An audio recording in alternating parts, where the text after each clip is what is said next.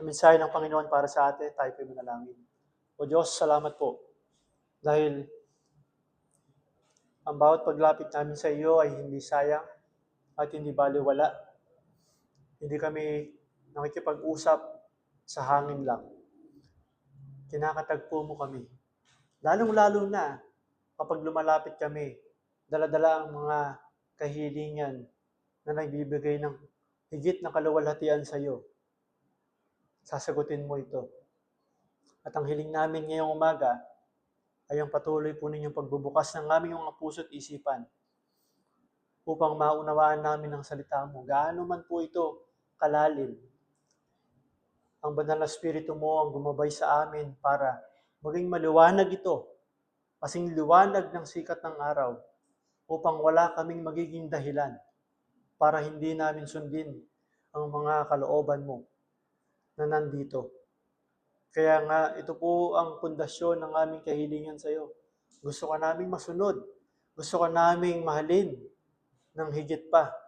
Gusto ka naming sambahin, Panginoon, patuloy sa buhay po namin. Kaya nga, ito ay napakahalaga po sa amin na sagutin po ninyo ang pagbubukas ng puso namin, ang pangunawa namin. Hindi namin kaya, ikaw lang ang aming inaasahan. Salamat, Panginoon, dahil ito ay posible dahil sa aming Panginoong Kristo. Ito ay matatanggap namin dahil sa banal na Espiritong nananahan sa aming mga puso. At gawin mo rin po ito sa buhay ng sino man na hindi pa pinananahanan ng banal na Espiritu.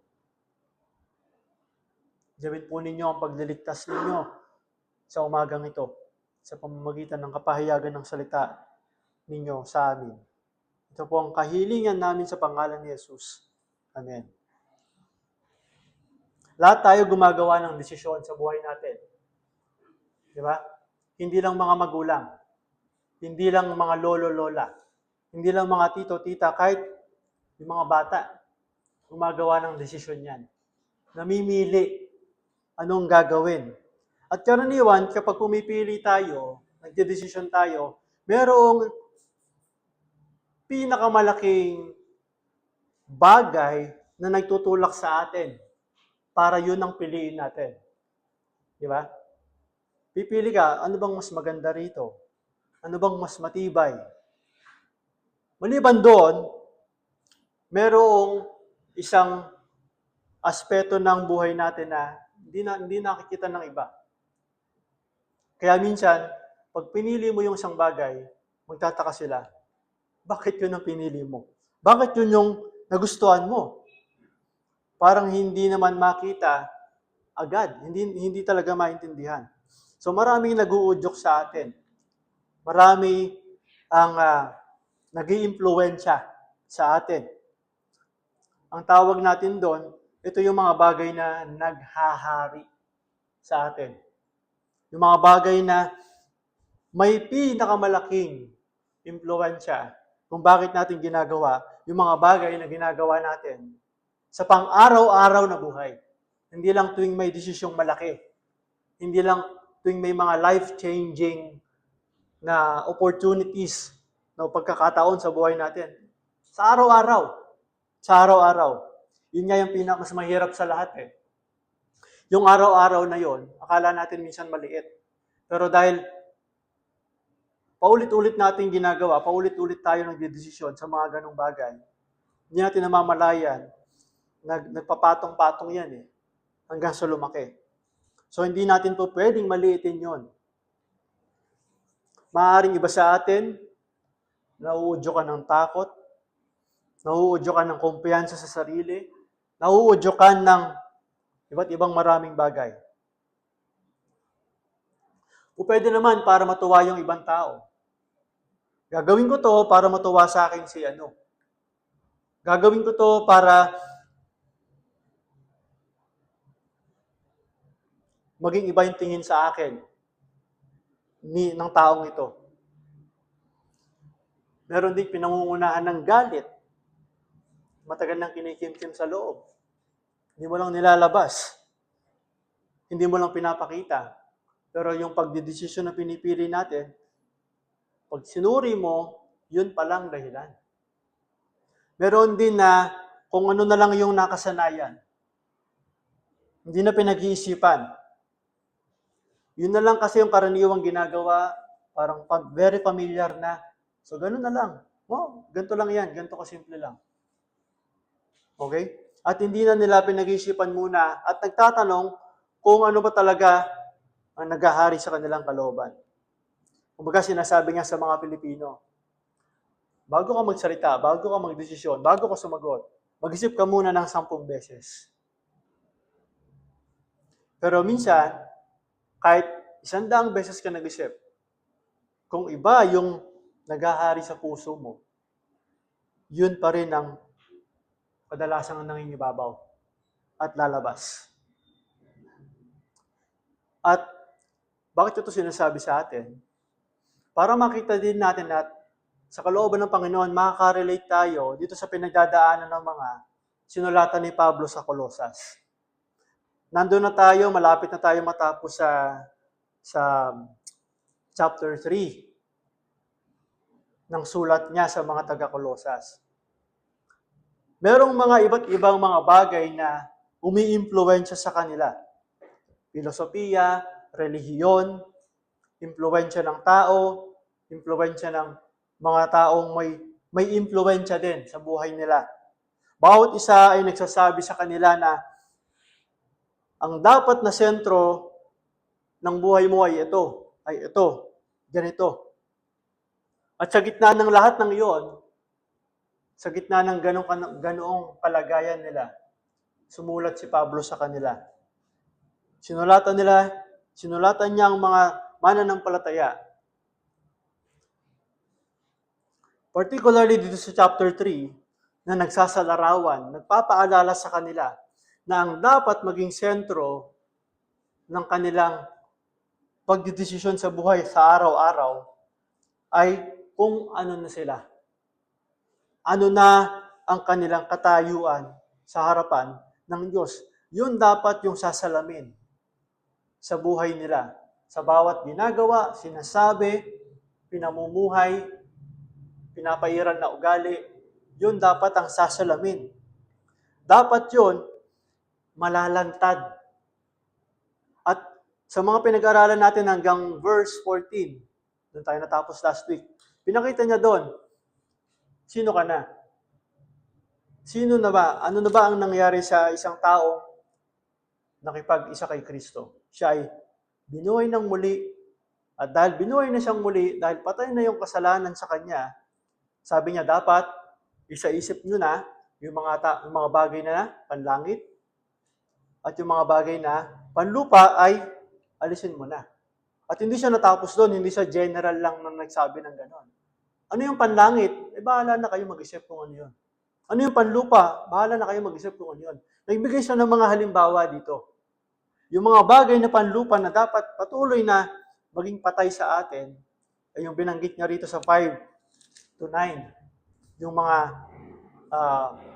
makamundong pagnanasa at yung mga kasalanan na akala mo normal lang, kagaya ng galit, puot, yung panlalait, malaswang pananalita, pagsisinungaling, akala mo normal lang, sino bang hindi gumagawa niyan?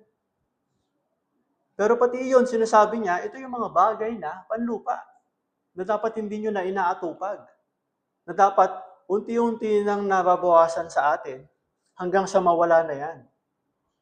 Nawawalan na yan ng appeal sa atin.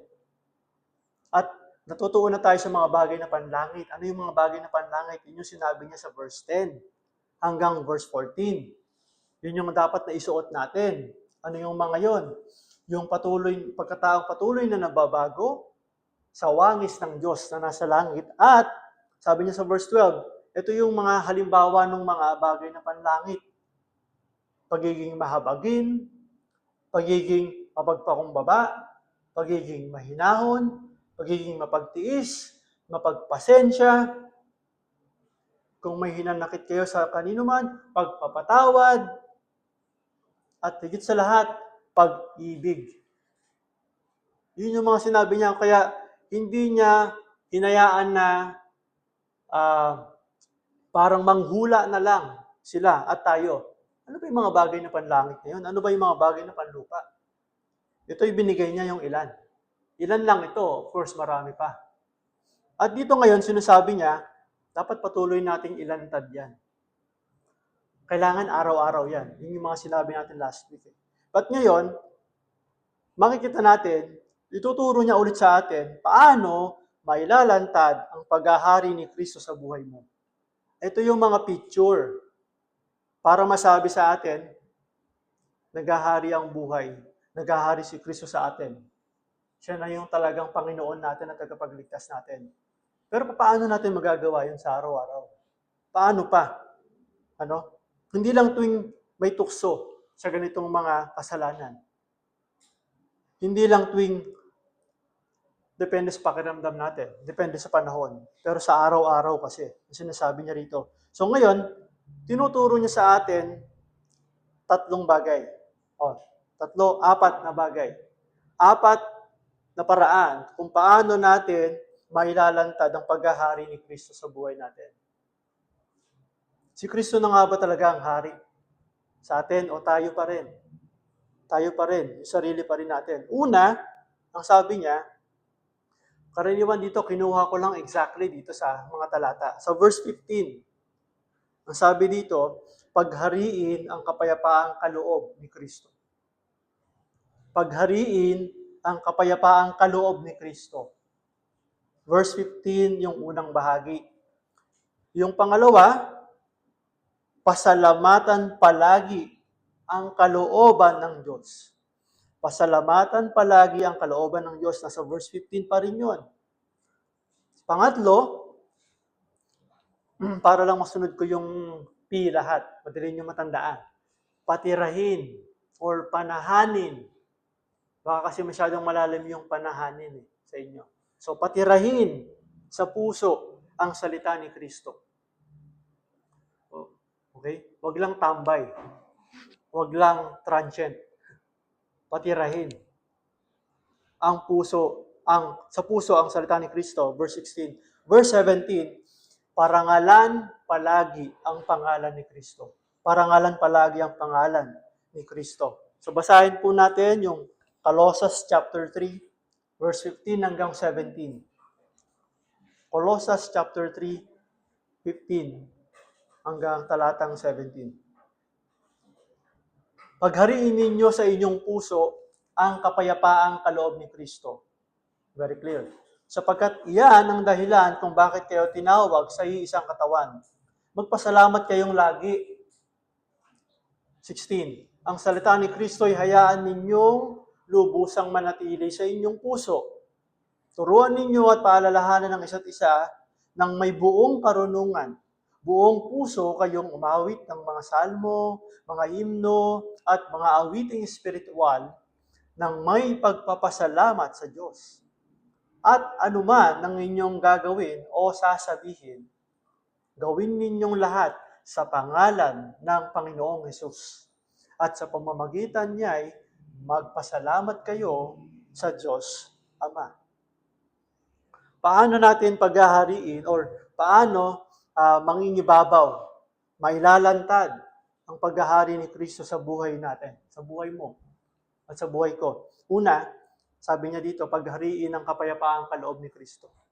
Paghariin ang kapayapaang kaloob ni Kristo, verse 15. So ngayon, meron diyang sinasabi na, diretso sinabi niya dyan, paghariin ninyo sa inyong puso ang kapayapaang kaloob ni Kristo. Kailangan natin maintindihan ngayon, ano yung tinutukoy niyang kapayapaan na yan, na binigay ni Kristo? Ano yung kapayapaang ibinigay sa atin? Binigay sa mga sumasampalataya sa Kanya, sa mga mananampalataya. Yung kapayapaan na ito may tatlong picture, tatlong aspeto, tatlong anggulo. Okay? Una, ano yung binigay ni Kristo ng kapayapaan?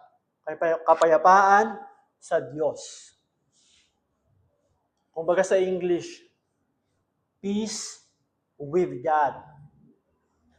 Bakit? Ano yung kapayapaan sa Diyos na yun? Dahil tayo, bilang normal na tao, tayo ay kaaway ng Diyos. Paulit-ulit na yung tinuturo sa atin. kaaway tayo ng Diyos dahil sa ating mga kasalanan, dahil sa ating pagsuway sa Kanya. Tayo itinuring na kaaway ng Diyos. Okay?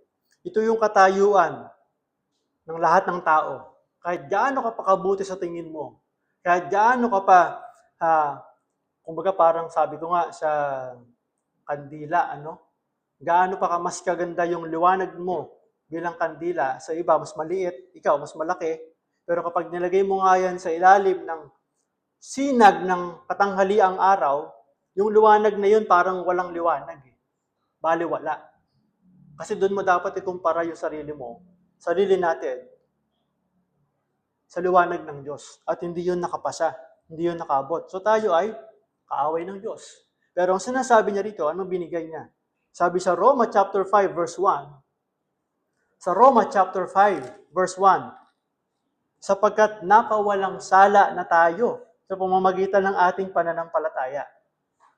Okay, hindi sa pamamagitan ng ating mabubuting gawa, kundi sabi niya sa pamamagitan ng ating pananampalataya.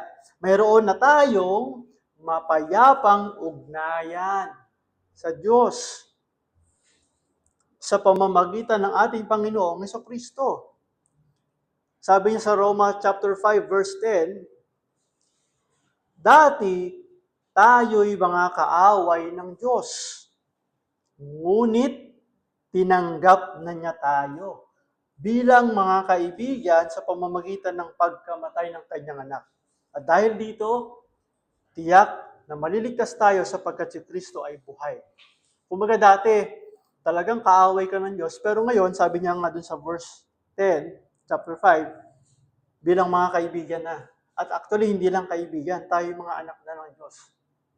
Kabiruin mo, sa kabila ng kasalanan natin sa Diyos, matatawag mong Ama ang Diyos, Tatay. Ang laki ng pagkakaibang relasyon. So yun yung kapayapaang binigay ni Kristo, kaloob ni Kristo sa atin. Sinabi rin niya yan sa chapter 1, verse 20 ng Colosas, at sa pamamagitan ng anak ni Jesus. Niloob ng Diyos na ang lahat ng bagay, maging sa langit o sa lupa, ay ipagkasundo sa Kanya. Magkasundo na tayo kung sumampalataya ka na kay Kristo. Pero kung hindi mo pa pinananampalatayaan si Kristo bilang tagapagligtas mo, sumusubok ka pa rin ng sarili mong paraan para maligtas ka. Hindi ganito ang relasyon mo sa Diyos. Wala ka pa rin kapayapaan sa Diyos. Nakaabang pa rin sa iyo yung parusa. Parusang pagtatapon sa impyerno kapag namatay ka. Kung hanggang ngayon, hinahayaan mo na hindi si Kristo ang tagapagligtas mo. Napakaganda po, di ba? Ito ang kapayapaan binigay ng Diyos. Pangalawang kapayapaan sa puso. Kanina kapayapaan sa Diyos, ngayon kapayapaan sa puso. Ito yung, ano yung kapayapaan sa puso? Ito naman yung parang personal. Ibig sabihin nito, kahit may problema ka, kahit nag-iisip ka, paano kaya tuition fee, pasokan na naman, paano kaya yon? O kaya, ano kaya ang kakainin namin mamaya? Paano kaya may sakit? Nakakatulog ka pa rin. Nakakapagpahinga ka. Dahil may kapayapaan ka sa puso mo. Kaloob yun ni Kristo. Dahil bakit? Kasi nga, tapos na yung pinakamalaking problema mo eh. Dahil alam mo na buhay ang tagapagligtas mo, dahil alam mo na yung kasalanan mo pinatawad na, hindi na galit ang Diyos sa'yo. Hindi ko alam sa inyo, pero karaniwan din ito sa mga Pilipino. Kapag may mga nangyayari o nararanasan na nagkakasakit, may nararanasan na hirap sa buhay, minsan naisipin ako, pinarurusahan yata ako ng Diyos. Mukhang bigat-bigat yata ng kamay ng Diyos sa akin. Pero kung ikaw, nakipagkasundo ka na sa Diyos, hindi na ganun yung isip mo eh. Hindi ka na ganun eh. Hindi ka na takot sa ganun eh. Iniisipin mo na lang, ang katotohanan kasi, mahal ka ng Diyos eh. Anak ka ng Diyos, kaya ang gagawin niya sa'yo, didisiplinahin ka. Yung pagdidisiplina niya, may pagmamahal. Para hindi ka lumayo. para lalo ka lumapit sa Kanya, para makita mo, hindi ko talaga kaya, Panginoon, sa sarili ko. Kailangan talaga kita. Ganun yun, may pagmamahal. Kumaga sa English, hindi siya punitive. Restorative. Ire-restore ka niya palagi. Ganoon. Yung kapayapaan sa puso mo, hindi na ako kaaway ng Diyos. Ang kamay ng Diyos, palaging nasa akin. Sabi niya kanina sa awit 17, walang makakapaghiwalay sa akin mula kay Kristo. Kaya nga sabi ng Panginoon, pinangako niya sa John 14 verse 27, kapayapaan ang iniiwan ko sa inyo. Ang aking kapayapaan ang ibinibigay ko sa inyo. Hindi ito katulad ng kapayapaang binibigay ng mundo. Ano ba yung kapayapaan ng mundo? Kapag walang problema, saka ka lang payapa. Pag maraming laman yung lamesa, payapa ka. Kapag walang sakit, payapa ka. Nakadepende sa pangyayari, sa sitwasyon sa buhay. Ganun ang kapayapaan ng mundo. Pero sabi ni Jesus, hindi ganun yung binibigay ko sa inyo. Kasi bakit? Balikan ninyo kung bakit niya sinasabi to, kung kailan niya sinasabi to. Sinasabi niya ito sa mga alagad niya, nung time na papaalis na siya. Mamamatay na siya, iiwanan niya na itong mga to. Panginoon, sa buong buhay namin, mula na sinunod ka namin, lahat ng provision ng galing sa iyo, lahat ng kailangan namin, natanggap namin, ngayon naalis ka na. Tapos maliban pa doon, pwede pa kaming habulin ng mga nagagalit sa iyo kasi sumunod kami sa iyo eh. Pwede kaming mamatay. Then, pero sinasabi ng Panginoon, huwag kayong mabagabag. Huwag mabagabag ang inyong kalooban. At huwag kayong matakot. Dahil sa katotohanan na, pag binasa niyo yung mga una dyan, aalis ako, ihahanda ko yung mga tirahan ninyo. Magkakasama na tayo dun habang buhay. Kaya nga sabi rin ni Pablo sa Roma, chapter 8, hindi may kukumpara ang kaluwalhatiang naghihintay sa mga mananampalataya. Hindi yun makukumpara sa pansamantalang paghihirap at pagtitiis. Para sa akin, sabi ni Pablo, ang mga pagtitiis natin sa kasalukuyan ay hindi maihahambing sa kaluwalhatiang hahayag sa atin balang araw. Ito yung kapayapaan na kaloob ni Kristo. Ito yung kapayapaan na mag-iingat sa ating puso at pag-iisip dahil sa ating pakikipag-isa kay Kristo. Filipos 4:7. So, kapayapaan sa Diyos, kapayapaan sa puso. Pangatlo, kapayapaan sa kapwa mananampalataya. Kapayapaan sa kapwa mananampalataya. Lahat po yan sakop nito. Hindi ko po binibigyan to ng sarili kong kahulugan. Dahil tinignan ko po yung mga komentaryo ng iba't iba dito sa passage nito. Nagkakaisa sila na sakop ito. Lahat ito binigay ni Kristo. Dinulot ng pakikipag-isa natin kay Kristo. Ano yung kapayapaan sa kapwa? Sabi niya sa chapter 15. So, chapter 15, yung pangalawa, sabi niya, pagariin ninyo sa inyong pusong kapayapaan kaloob ni Kristo sapagkat iyan ang dahilan kung bakit kayo tinawag sa isang katawan. Yun ang pinakasimpleng dahilan. Para magkaroon kayo ng kapayapaan sa isa't isa bilang mga magkakapatid. Remember, last week sabi natin, isa sa mga kailangang mabago sa atin, baguhin mo yung mga relasyon mo. Kung meron kang kaaway noon, hindi mo makasundo, hindi mo lang type. Ayoko lang ng dating niya sa akin. Napaka-preferential, di ba? Pero dahil naging kapatid mo na siya sa Panginoon, dapat mabago na yon. Sapagkat yan ang dahilan kung bakit kayo tinawag sa isang katawan. Yung kapayapaan na yon, umiral. Umiral doon sa personal mong kagustuhan. Ito ay yung pagkakaisa at pagkakabuklod-buklod ng mga mananampalataya sa tahanan, sa bahay, okay, pamilya. Minsan kasi gano'n, ang hirap. Ikaw, tapos nanay, siguro nanay, or mismo magkapatid sa dugo. Mga Kristiyano naman daw. Pero hindi magkasundo-sundo sa komunidad. Di ba? Sa komunidad natin, sabi niya, last week, binasag na ni Kristo yung mga pader na naghihiwa-hiwalay sa atin. para magkaroon ng kapayapaan sa atin. Lalo na sa church. Lalo na dito.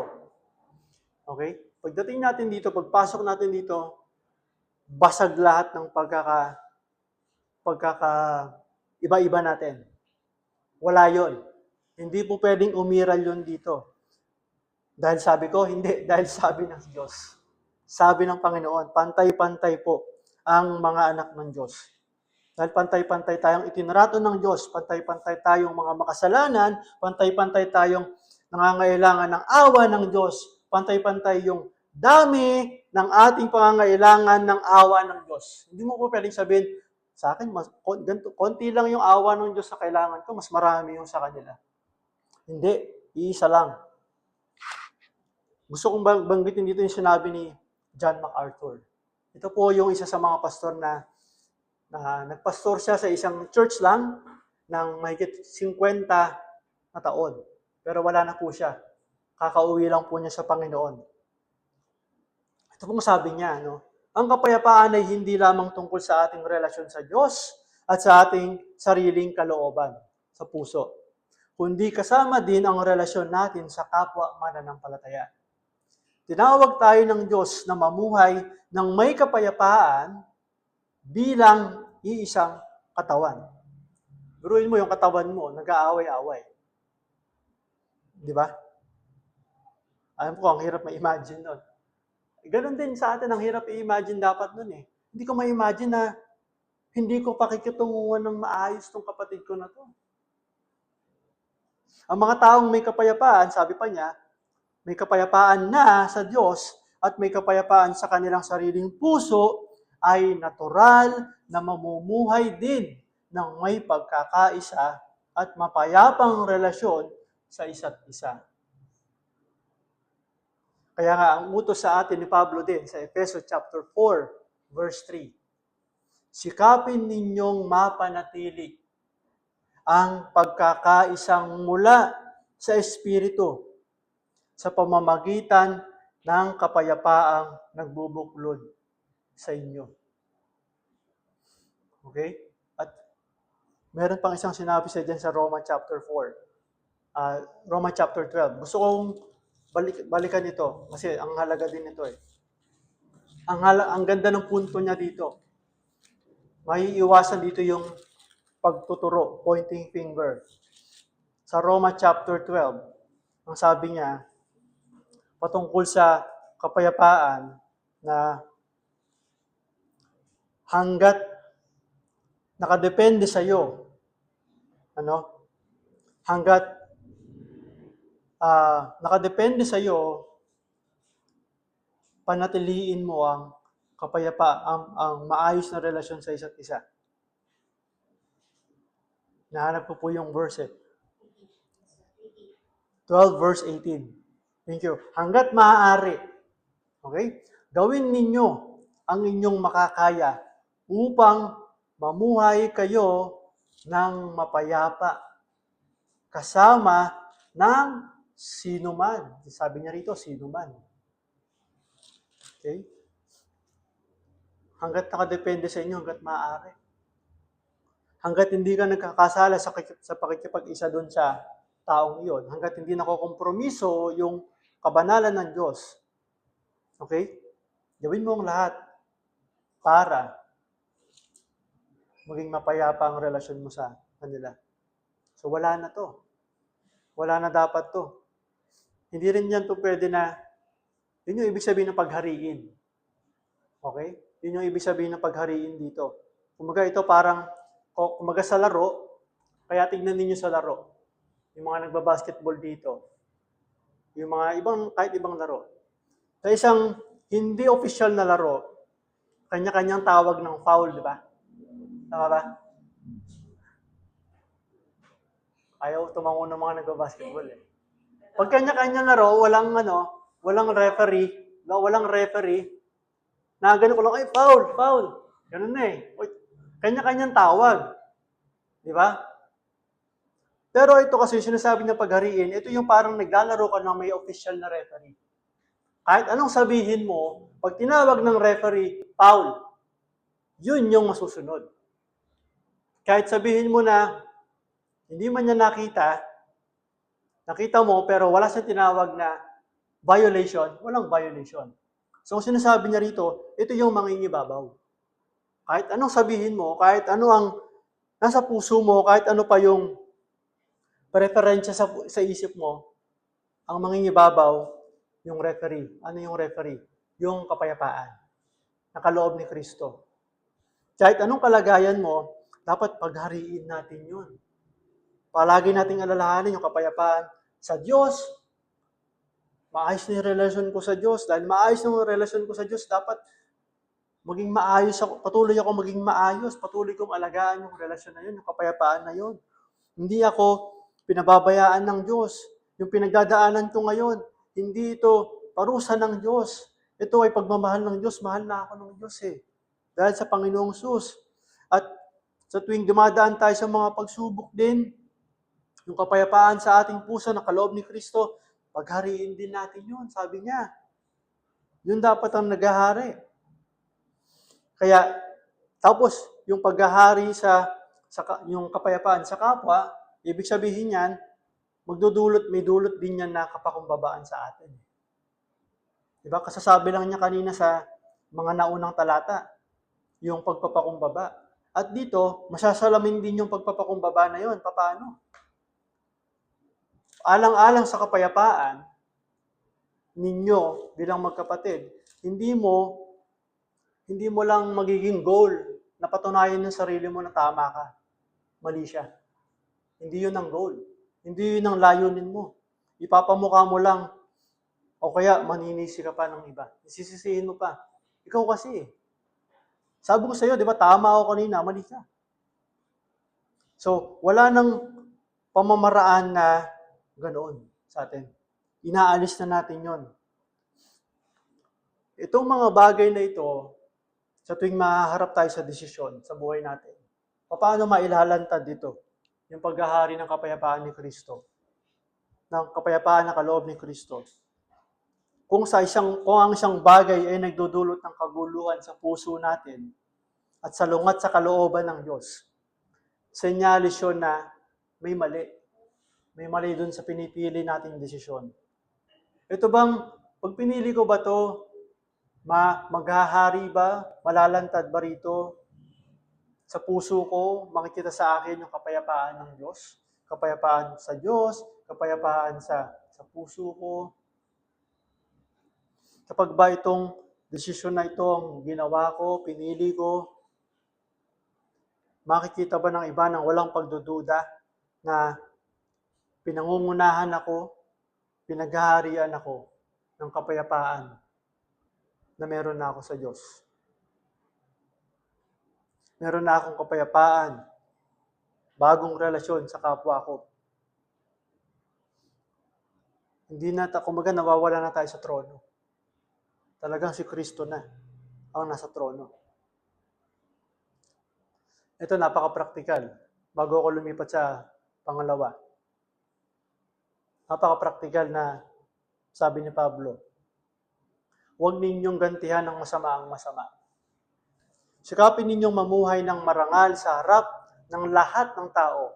Ito yung binanggit kanina. Hanggat maaari, gawin ninyo ang inyong makakaya upang mamuhay kayo ng mapayapa kasama ang sinuman. Mga minamahal, mga kapatid, huwag kayong maghihiganti. Ipaubayan ninyo iyon sa galit ng Diyos. Sapagkat nasusulat, akin ang paghihiganti. Ako ang gaganti, sabi ng Panginoon.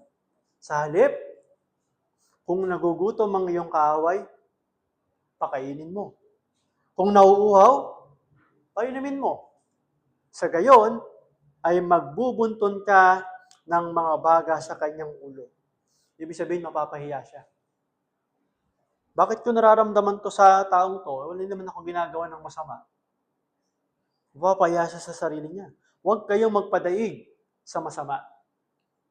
Kung hindi, daigin ninyo ng mabuti ang masama. Romans chapter 12, verse 17 to 21. So, ano ang naghahari sa ating puso at buhay? Hanggang sa mga oras na ito, masasabi ba ng kahit na sino na nakakakita sa ating buhay na pinaghahari natin ang kaloob, ang kapayapaang ito na kaloob ni Kristo sa atin? Or baka hindi mo pa natatanggap ng kapayapaan na ito, kaya hindi nakikita sa pamumuhay natin. Ito ang una at patupagin mo, ang matanggap ang kapayapaang kaloob ni Kristo. Dahil kung wala ito, hindi ka makakapagpatuloy sa mga susunod natin na babanggitin dito. Hindi mo magagawang pasalamatan ng palagi ang kalooban ng Diyos. Hindi mo magagawa na patirahin sa puso ang salita ni Kristo. Hindi mo magagawang parangalan palagi ang pangalan ni Kristo. Kung una sa lahat, hindi naghahari ang kapayapaang kaloob ni Kristo sa iyo. Pagkatapos nun,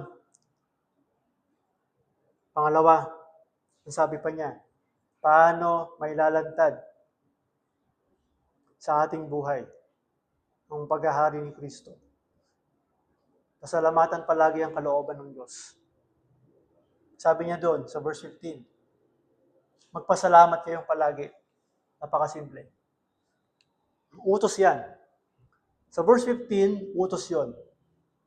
Itong pangalawang part ng verse 15, utos din yan. Magpasalamat kayong palagi. Bakit mahalaga yung pagpapasalamat?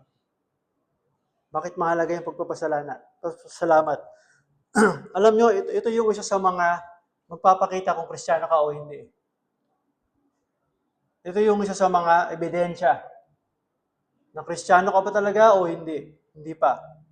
Kasi ang sabi sa Roma chapter 1 verse 21, nilarawan ng Diyos yung mga hindi mananampalataya sa ganitong paraan.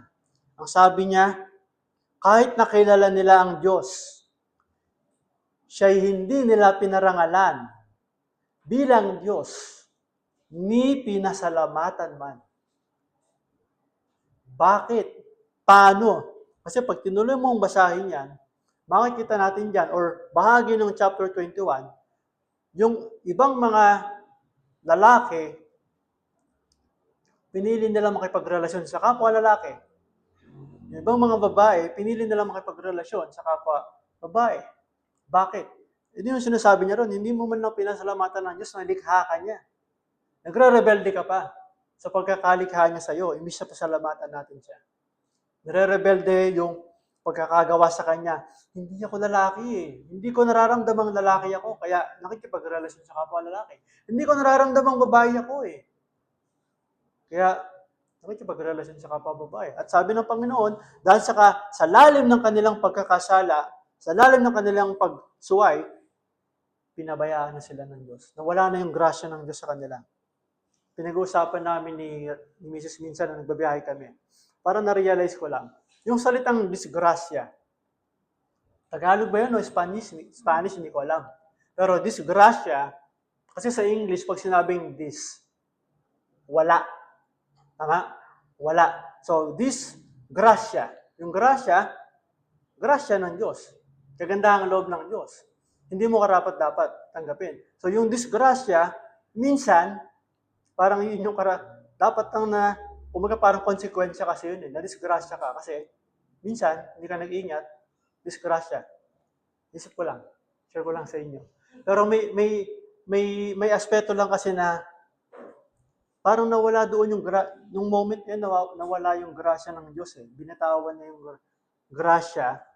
Pero hindi ibig sabihin nun, hindi ko nilalahat-lahat ng disgrasya na ganoon. May mga pagkakataon na ganoon lang. So dito, parang ganoon ang ginawa ng Diyos eh. Inalis niya yung kanyang kamay. Gusto niya yan? Sige. Magpakasaya kayo sa mga bagay na yan. Pero, hahatulan ko kayo. Kaya ang kawalan ng pagpapasalamat ay isang tanda ng pagiging hindi mananampalataya. Kailan ka huling nagpasalamat sa Diyos? Pagkagising mo ba kanina nagpasalamat ka? Kahit mainit yung panahon, Nagpapasalamat ka pa rin ba? Ano yung pinakahuling bagay na pinagpasalamat mo sa Diyos? Ganito ka-importante yung inuutos ni Pablo. Ganito, sa pamamagitan nito, malalantad sa buhay mo. Parang ang simple lang, di ba? Ano bang namumutawi lagi sa bibig natin? Reklamo o pasasalamat? Sa pamamagitan nito, mailalantad ang paghahari ni Kristo. In fact, ang dami niyang binanggit dito na sa verse 15 to 17 na to. 3 beses niyang sinabi yung pagpapasalamat. Verse 15, sabi niya, magpasalamat kayong lagi. Tapos sabi niya sa verse 16 sa bandang huli, sabi niya, umawit kayo ng mga awiting spiritual nang may pagpapasalamat sa Diyos. At tapos sabi niya sa verse 17 sa bandang huli, di ba? Ang sabi niya diyan, at anuman ang inyong gagawin o sasabihin, gawin ninyong lahat sa pangalan ng Panginoong Hesus, sa pamamagitan niya'y magpasalamat kayo sa Diyos Ama. At marami pang ibang part sa sulat pa lang na to. Colossians chapter 1 verse 3, chapter 1 verse 12, chapter 2 verse 7, and then itong chapter 3 na ito. Meron pa sa chapter 4. Sabi niya, maging matyaga kayo sa pananalangin, laging handa at magpasalamat sa Diyos. Dapat nagpapasalamat tayo. Kailan? Palagi. Hindi lang kapag umulan na. Hindi lang kapag kumulimlim na. Hindi lang kapag may magandang nararanasan, may blessing. Sabi niya, palagi. Ayun ang liwaliwanag, magpasalamat kayo palagi. Mabuti man o masama sa palagay natin ang ating kalagayan, ipinagpapasalamat pa rin natin sa Diyos. Bakit? Kasi nga, kung Kristiyano ka na, hindi mo na mararanasan yung pinakamatinding init sa lahat. Yung impyerno. Hindi mo na mararanasan yung pinakamabigat na kahirapan. Pagkawalay sa Diyos. Anak ka na ng Diyos eh. Anak ka na ng Diyos eh. Di ba? Ito palagi nagpapaalala sa akin ito, no? Bago ako lumipat sa pangatlo. Yung awit 103 verse 10. Tignan ninyo sinasabi doon. Awit 103 verse 10. Lagi, mula nung nagkaroon ako ng mas malalim na pagka-unawa dito, nababanggit ko palagi, nababalikan ko palagi ito eh. Palagi ko rin pinapaalalahanan yung sarili ko. Sabi sa awit 103 verse 10, hindi niya tayo pinakikitunguhan ayon sa ating mga kasalanan. Ni ginantihan tayo ng ayon sa ating mga kasamaan. Ganito yung pakikipag-ugnayan sa atin ng Diyos. Kung anak ka na ng Diyos, guruin mo, kada kasalanan mo, kikidlatan ka, paparusahan ka, papahirapan ka. Hindi ganoon eh. Bakit? Bakit ko pinapaalalahanan yung sarili ko dito? Kasi, hindi ako karapat-dapat. Hindi ako karapat-dapat. Yun lang. Yun lang magtutulok na sa atin para magpasalamat palagi sa Diyos. Hindi mo masasabihin na, bakit ito lang? Bakit ganito lang? Kulang. Okay sana, thank you Lord, pero sana, meron ka pang sasabihin kasunod na magpapakita na hindi ka na kontento sa binigay ng Diyos, sa ginawa ng Diyos. Lahat talaga. Lahat. Patuloy akong paalalahanan din ng Diyos dito. Pangatlo, patirahin sa puso ang salita ni Kristo. Paano mailalantad ang paghahari ni Kristo? Patirahin sa puso ang salita ni Kristo. Sabi niya sa verse 16, ang salita ni Kristo ay hayaan ninyong lubusan manatili sa inyong puso. Ano yung salita ni Kristo? Tinutukoy dito. Hindi lang lahat ng sinabi ni Kristo nung nabubuhay siya, kundi yung buong mensahe ng Biblia kasi ito ay tungkol sa Kanya. Ibig sabihin, panatilihin ninyo ng lubos, ang sabi niya dyan, lubos, sa madaling salita, patirahin ninyo sa puso natin ang salita ni Kristo. Paano yun, Pastor, yung pag-memorize? Pag ba nag-memorize ka, yun ba yun? Isa? Pwede. Bakit pwede lang? Kasi po pwedeng na ma-memorize mo yung Bible verses, pero hindi siya nakatira dito. Nandito lang, pero hindi ka naapektuhan dito. Baka kapag may mga sitwasyon sa buhay, yung na-memorize mo, nakakalimutan mo na. Kaya hindi yun yung naghahari sa magiging reaction mo dun sa sitwasyon. Hanggang dito lang eh. Kasi ganun yung description niya sa mga, minsan naging description niya sa mga Pariseyo. Sa John. Hindi ako nagkakamali sa John chapter 15. Ang sabi niya sa kanila, inaaral nyo ang kasulatan. Di ba? Yung mga kasulatan na yun tungkol sa akin. Pero, hindi naninirahan sa puso nyo ang salita na yun. Hindi naninirahan. Yung ibig sabihin, sa lahat sa mga Hudyo, itong mga Pariseyo na to, yung mga tagapagturo ng salita ng Diyos, sila na yung Bible verse. Best memory verse. People of Israel. Kabisado nila ang Biblia, ang kasulatan. Yung sinatawag nila kasulatan, yung Old Testament. Kabisado nila yan. Nababanggit nila yan kahit wala silang hawak-hawak na kasulatan. Pero hindi sila naniniwala kay Jesus. Hindi nila makita na ito ay tumutukoy kay Jesus. So, ibig sabihin nito, paano yung sinasabi niya dyan na patirahin? Ano ibig sabihin ng patirahin ng salita ni Kristo? Lalo-lalo na, kasama sa sinasabi niya rito, ang salita ni Kristo ay yung mabuting balita. Kasi ano bang mabuting balita? Tungkol kay Kristo yun eh. Ang mabuting balita hindi tungkol sa karanasan natin. Kung paano tayo naligtas. Ang mabuting balita ay hindi yung kung paano tayo binago. Ang mabuting balita ay yung mensahe ng buhay, kamatayan at muling pagkabuhay ni Kristo. Yun yung ibig sabihin ng lubusang manatili.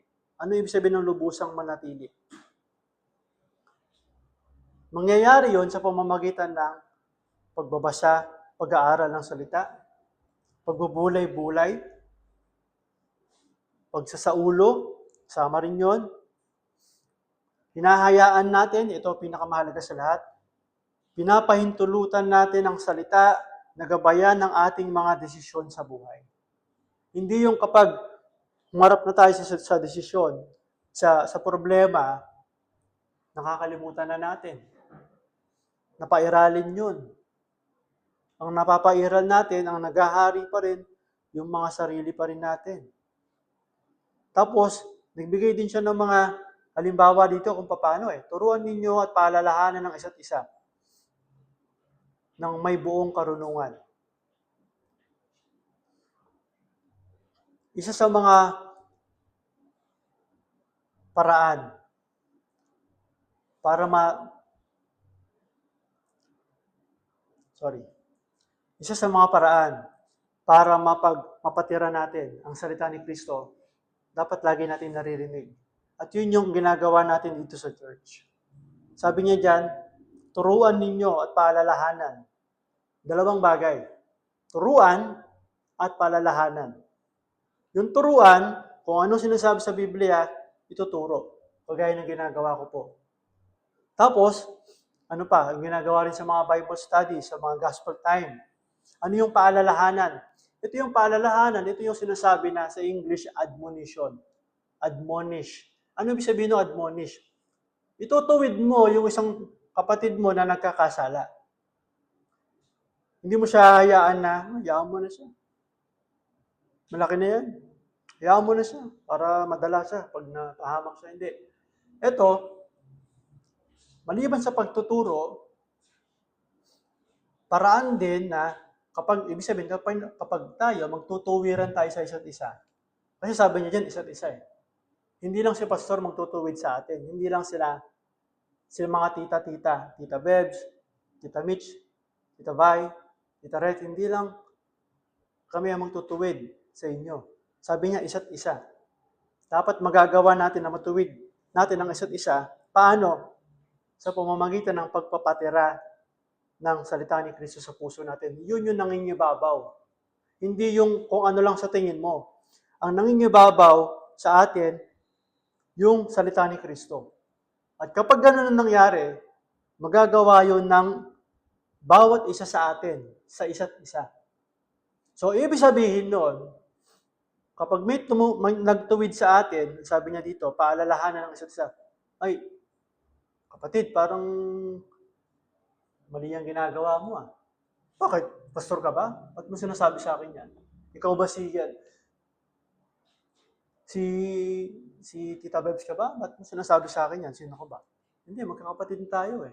Kaya nga dito, ang paanyaya sa atin dito, talagang patirahin natin sa puso natin ang salita ni Kristo. Hindi kailangan tatawagin pa si pastor, tatawagin pa sila kung sino man para lang mapatunayan na may mali. Kasi ang tatakbuhan natin palagi, ito lang naman eh. Pare-pareho tayo, ito lang po, salita ng Diyos. Okay? So kung sinasabi, ganun kahalaga yung pagpapatira sa puso ng salita ni Kristo. Tapos, lumalabas pa yan, tignan niyo yung pagtuturo niyan at pagpapaalalahanan sa atin. Sabi niya, buong karunungan. Hindi lang dahil sa tingin mo, mali yung ginawa niya. Pero kung di, dahil sa Biblia, anong sinasabi ng Biblia tungkol sa nakikita mo na pamumuhay ng bawat isa sa atin, parang mali yan ayon sa Biblia. Hindi lang dahil parang sa tingin ko mali yung ginagawa mo. Hindi ko gusto yung ginagawa mo. Hindi gusto ng Diyos yung ginagawa mo, kapatid. Tapos, sinabi pa niya rito, pag tinuloy mo yung verse 16, buong puso kayong umawit ng salmo, mga himno at mga awiting espiritual nang may pagpapasalamat sa Diyos. Gusto ko lang bigyan ng din dito sa maiksing panahon yung kung bakit yung mga ganito yung mga kinakanta natin. Ito yung isang paraan ng pagtuturo sa atin. Lahat ng mga kinakanta natin, sa biyaya ng Diyos, makikita mo sa Biblia. Ang lahat dahil kay Kristo lang. Sabi niya kanina, your words are wonderful. Napakaganda ng salita mo. Kasi ito yun, pag pinaghari mo ang salita ng Diyos, mapoproteksyonan ka sa kasinungalingan. Sabi niya, guard us from the lies. The enemy. Ano yung lyrics na yun? The enemy will speak. Kasi puro kasinungalingan ang sasabihin ng diablo sa iyo. Taliwas sa katotohanan. Kaya nga napakahalaga na patirahin ang sa puso ang salita ni Kristo. Para masabi talaga natin, Lord, where else can we go? Where else can we go? Saan ba kami pupunta? Sa iba't ibang mga tao, libro? Pupunta pa ba kami sa kung saan-saan? Sa salita ng Diyos mo lang, you have the word of life. Buhay ito eh.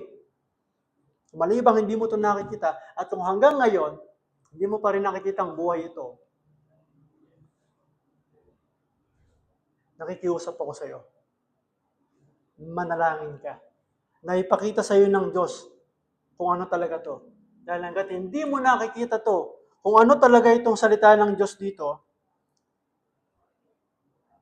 naglalakad ka sa kapahamakan. Naglalakad ka sa walang hanggang disgrasya na hindi mo mababawi at walang ibang makakapagligtas sa iyo. Ngayon pa lang, takbuhan mo na yung salita ng Diyos, yung binabuhay na salita ng Diyos, si Kristo. Pangapat, parangalan palagi ang pangalan ni Kristo. Huwag mong parangalan yung sarili mo. Lahat ng ginagawa natin, lahat ng sinasabi mo, huwag mong maging goal na para makita nilang magaling ako.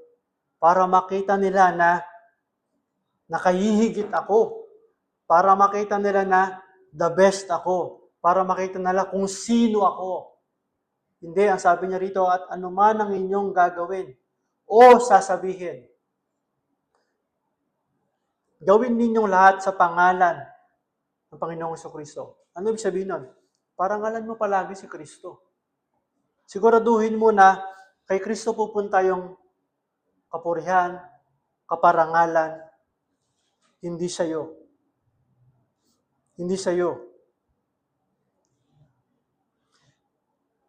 Sabi pa nga sa unang Korinto. Sabi sa unang Korinto. So ninyo yung Bible ninyo. Sa pinakasimpleng gawain natin, ito pa rin dapat yung layunin. Unang Korinto, chapter 10.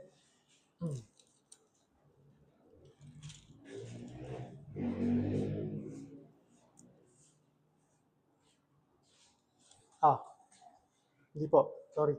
Chapter 6. 10:30. Sorry. Thank you po. Salamat po sa inyo. Salamat. Sabi sa unang Korinto chapter 10, verse 31. Kaya nga, anong sabi dyan? Yeah, basahin niyo po, kasabay ako. Kaya nga, pare-pareho tayo ng Bible eh. Kaya nga, basa, kung kayo'y kumakain o umiinom o anuman ang ginagawa ninyo, gawin ninyo ang lahat sa ikararangal ng Diyos. Kahit pagkain, kahit pag-inom, ayun ang sabi niya eh. Ibig sabihin sa lahat talaga ng pagkakataon, ganito ang maging hangarin ng puso natin. Parangalan si Kristo sa buhay natin. Kasi bakit? Tayo masama. Tayo makasalanan. Lahat na nanggagaling sa atin, masama. Kapag hindi umiral si Kristo sa atin, puro na lang masasama ang lalabas sa atin. Kasi yun tayo eh. Kahit na sumampalataya na tayo kay Kristo, patay na yung lumang pagkatao, pero yung katawan natin, iniimbitahan pa rin tayo na mamuhay sa lumang pagkatao natin eh. Kaya nga, palagi at mangingibabaw palagi itong mga utos na to sa atin. Paano mailalantad sa buhay natin, sa buhay mo, ang paghahari ni Kristo? Paano? Ito sinasabi ng Panginoon Diyos sa atin. Paghariin ng kapayapaan, kaloob ni Kristo. Pasalamatan palagi ang kalooban ng Diyos. Kaya ako sinabing kalooban ng Diyos, o pwede ang kalooban ng Diyos, dumaan ka sa hirap. Hindi mo po pwedeng sabihin na gawa ni Satanas to. O pwede ang kalooban ng Diyos, yan ang kalagayan mo. Minsan may nagtanong sa akin, bakit ginawa ng Diyos na may mayaman at may mahirap? Ang simple, pinakasimpleng sagot. Yun ang kalooban ng Diyos para sa kanila. Yun ang kalooban ng Diyos. Sa mahirap, kasi pinag-usapan namin nun, may sluggard, yung mga tamad. Hindi lahat ng kahirap. May mga tao na mahirap kasi tamad. Pero hindi lahat ng kahirapan, ang ugat ay katamaran. Okay? Dahil may mga sobrang sipag naman, pero mahirap pa rin. Bakit? Kasi yun ang kalooban ng Diyos sa kanila eh. At sa isang Kristiyano, hindi mo kukwestiyonin ng Diyos. Bakit mo ko ginawang mahirap? Ang sasabihin ng Diyos sa atin, you deserve worse. Tandaan mo, mas malala pa dyan yung karapat-dapat na kalalagayan mo. Kinahawaan lang tayo ng Diyos. Kaya nga sabi sa akin, kaya nga palagi ako, inibitahan ko kayo, palagi inyong tandaan yung sinasabi sa awit 103. Ang ganda-ganda nun, awit 103, verse 10. Hindi niya tayo pinakikitunguhan ayon sa ating mga kasalanan. Nakakatanggap pa rin tayo ng kabutihan. Hindi ginagantihan tayo ng ayon sa ating mga kasamaan para hindi tayo magkakasala sa Panginoon. Patuloy natin gawin. Pangatlo, paghariin natin sa puso natin ang salita ni Kristo. At sa pamamagitan din ito, mapaparangalan natin si Kristo. Kasi palagi nating gusto kung ano ang kalooban niya. Sa pamamagitan nito, sa biyaya at awa ng Panginoon, malalantad sa buhay natin ang paghahari ni Kristo. Si Kristo nga ang Panginoon ng taong yan. Si Kristo nga ang tagapagligtas niya. Magsisi tayo sa ating mga kasalanan, sa ating mga pagkakataon sa nagdaan na ang naghari sa atin ay ang mga sarili nating kagustuhan. Humingi tayo ng kapatawaran sa Diyos at tayo kanyang patatawarin dahil sabi niya sa kanyang salita, kung aaminin natin sa harap ng Diyos ang ating mga kasalanan, siya ay matuwid at mabuti at tayo ay kanyang patatawarin sa ating mga kasalanan. Dahil sa kanyang anak na si Jesucristo. Mga kapatid, patuloy nating makita ang kagandahan ng kanyang salita. Patuloy na maghari ang kapayapaan ni Kristo sa atin. Patuloy tayong magpasalamat sa Diyos ano man ang ating pinagdadaanan. Patuloy nating paghariin ang salita ni Kristo sa ating mga puso. Hindi yang kung anumang bagay. At patuloy nating parangalan si Kristo sa lahat ng ating ginagawa upang sa Kanya lamang ang kapurihan, sa Kanya lamang ang kaluwalhatian. Panginoon, maraming salamat po sa inyong mabuting salita. Mga pangyarihang salita, buhay na salita. Sa totoo lang, limitado pa rin po itong pag-aaral namin na ito sa mga talatang pinag-aralan namin ngayon. Pero sa binigay mo sa amin ngayon, tulungan mo kami na maging tapat. Maging tapat na sundin ang mga ito. Panginoon, bigyan niyo po kami ng patuloy na kagustuhan na sundin ito. Tulungan mo kami na hindi maliligaw ang aming paningin at atensyon mula kay Kristo. Binigay mo na ang pinaka-pangangailangan namin. Ano pa ba ang hihilingin namin? O Panginoon, dalangin ko rin po ang sino man na hindi pa pinaghaharian ni Kristo sa amin na nandito ngayon at sa mga nakakapakinig nito. Bigyan mo sila ng kakayanan at gustuhang magsisi sa kasalanan. Talikuran ito. At bigyan mo sila ng pananampalataya kay Kristo na makita nila siya bilang tunay na tagapagligtas nila at Panginoon nila. Upang makita nila na karapat-dapat siyang pasalamatan sa lahat ng bagay. Na walang ibang paraan para makapabuhay kami ng kalugod-lugod sa iyo, kundi ang pagharian kami. Patirahin namin ang salita mo sa aming buhay. Sapagkat lahat ng nanggagaling sa amin ay hindi kalugod-lugod sa iyo. Kagaya ng sinabi ni Pablo, ganoon din ang aming mga magiging patotoo. Sapagkat kami ay namatay na.